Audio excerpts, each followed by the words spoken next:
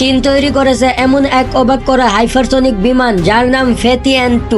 এই বিমানের গতি এতই বেশি যে আপনি ভাবতেও পারবেন না। ঘন্টায় প্রায় 15,000 কিলোমিটার, শব্দের থেকেও 12 গুণ বেশি। মানে পৃথিবীর যে কোনো জায়গায় কয়েক ঘন্টার মধ্যেই পৌঁছাইতে পারবে এই বিমানটি। এই বিমানের সবচেয়ে বড় চমক হচ্ছে এর 2 ইঞ্জিন। এতে 2 ইঞ্জিন আছে, রকেট আর র্যামজেট। প্রথমে রকেট ইঞ্জিন দ্বারা উড়ে, তারপর চলতে চলতেই নিচে রকেট ইঞ্জিন থেকে র্যামজেট ইঞ্জিন বদলে যায়। এই ধরনের প্রযুক্তি আগে দুনিয়ার কেউ সফলভাবে করতে পারেনি। র্যামজেট ইঞ্জিন হলো একদম অন্যরকম। এটা বাতাস থেকে অক্সিজেন নিয়ে চলে, তাই এতে জ্বালানি কম লাগে আর গতি অনেক বেশি হয়।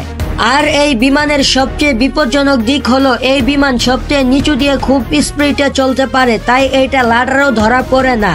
এই আধুনিক বিমানটি মিসাইল বহন, গোয়েন্দা মিশন সব করতেই সক্ষম। এই জন্যই বিশেষজ্ঞরা বলছেন যুদ্ধের সময় এই বিমানের মতো কোনো প্রযুক্তি দেশকেই চিন্তায় ফেলবে। তাহলে কি এইটাই বদলে দিবে যুদ্ধের ভবিষ্যৎ চিত্র?